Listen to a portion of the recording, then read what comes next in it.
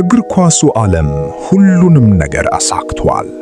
5 የባሎን ዶር ዋንጫዎች፣ 5 የቶፕ አውሮፓ ሻምፒዮንስ ሊግ ክብር፣ በታሪክ ብዙ ጎል ያስቆጠረ ንጉሥ።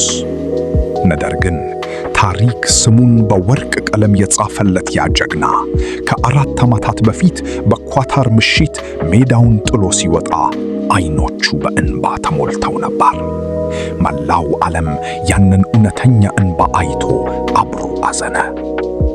ብዙዎች የሮናልዶ ዘመን አበቃ፣ ታሪኩ እዚህ ላይ ተፈጸመ አሉ።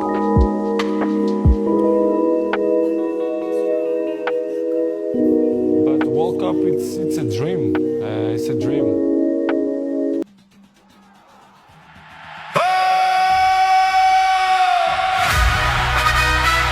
From Madeira to the world, here we go.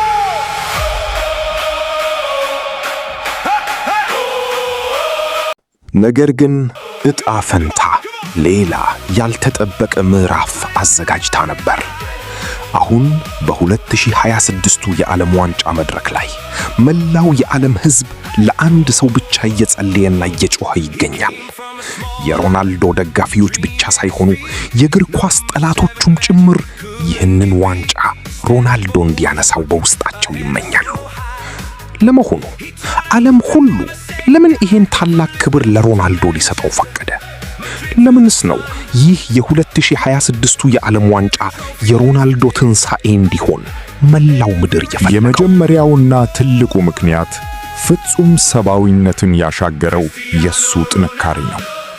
ክሪስቲያኖ ሮናልዶ አሁን በዚህ በ2026ቱ የዓለም ዋንጫ ላይ ሲጫወት ዕድሜው ከ41 ዓመት አልፏል። አስቡት፣ 41 ዓመት። በዚህ ዕድሜ አብዛኞቹ ተጫዋቾች ጫማቸውን ሰቅለው በሰላም ቤታቸው ተቀምጠው የልጅ ልጅ የሚያዩበት ወይም በትዝታ የሚኖሩበት ጊዜ ነው። ነገር ግን ሮናልዶ አሁንም እንደ መብረቅ ይሮጣል። አሁንም እንደ ወጣት ወደ ሰማይ ተፈንጥሮ በጭንቅላቱ ጎል ያገባል። አሁንም ሀገሩን ፖርቹጋልን በክንድ ማዕረግ እየመራ ይገኛል። ዓለም ያደነቀው የሱን ተሰጥኦ ብቻ አይደለም፣ ለ20 ዓመታት ሙሉ በየቀኑ ያሳየውን ፍጹም የሰውነት ተግሳጽ፣ ረሃብ እና ተስፋ ለመቁረጥ ነው። ይህንን ታላቅ መስዋዕትነቱን ተፈጥሮ በወርቅ ዋንጫ እንድትከሰው ዓለም ሁሉ በጥልቅ ይፈልጋል። ፍላጎት ነው። በ2022ቱ የዓለም ዋንጫ ላይ ሮናልዶ በሕይወቱ ትልቁን ውርደትና ሐዘን አስተናግዷል። በአሰልጣኙ ተገፍቶ በተጠባባቂ ወንበር ላይ እንዲቀመጥ ተደረገ። ሀገሩ ስትሸነፍ ደግሞ ብቻውን ሜዳው መሃል ቆሞ ማንም ሳያጽናናው እያለቀሰ ወጣ። ያ ምስል በእግር ኳስ ታሪክ ውስጥ ካሉ እጅግ አሳዛኝ ክስተቶች አንዱ ሆኖ ተመዝግቧል። ተመልካቾች እግር ኳስን የሚወዱት ለጎል ብቻ አይደለም፣ ለድራማውም ጭምር ነው። በፊልም ላይ ጀግናው መጀመሪያ ይበደላል፣ ያለቅሳል፣ ይወድቃል። ነገር ግን በመጨረሻው ክፍል ላይ በክብር ተነስቶ ጠላቶቹን አሸንፎ ዋንጫውን ሲያነሳ ማየት ፍጹም የሆነ የደስታ ስሜት ይሰጣል። መላው ዓለም በ2022 የፈሰሰው የሮናልዶ እንባ አሁን በ2026 በደስታ ፈገግታ እንዲተካ ይፈልጋል።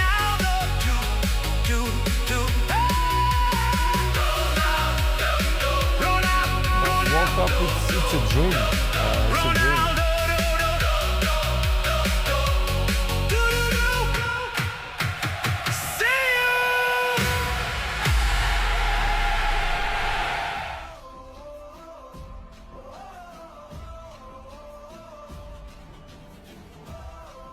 ይህ ውድድር ለክሪስቲያኖ ሮናልዶ 100% የመጨረሻው የዓለም ዋንጫ መድረክ መሆኑ ይታወቃል። ከሁለት አስርተ ዓመታት በላይ ለዓለም ሕዝብ ፍጹም አስደናቂ ትርኢት፣ ፉክክር እና ስሜትን ሲያድል የኖረ ታላቅ ንጉሥ ከመድረኩ ሲሰናበት በዝምታ ወይም በሽንፈት መሆን የለበትም። የትኛውም አይነት የእግር ኳስ ደጋፊ ብትሆን ለዚህ ሰው ክብር ከመስጠት ውጪ አማራጭ የለም።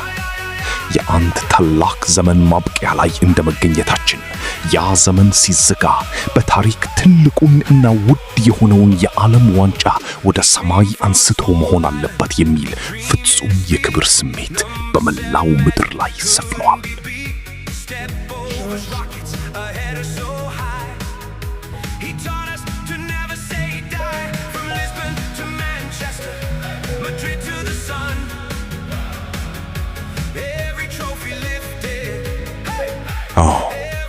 ሮናልዶ አሁን ዋንጫ ለመውሰድ ብቻ ሳይሆን የማይቻለውን አስችሎ ለማሳየት ነው ሜዳ ውስጥ ያለው። ታዲያ እናንተስ ምን ታስባላችሁ?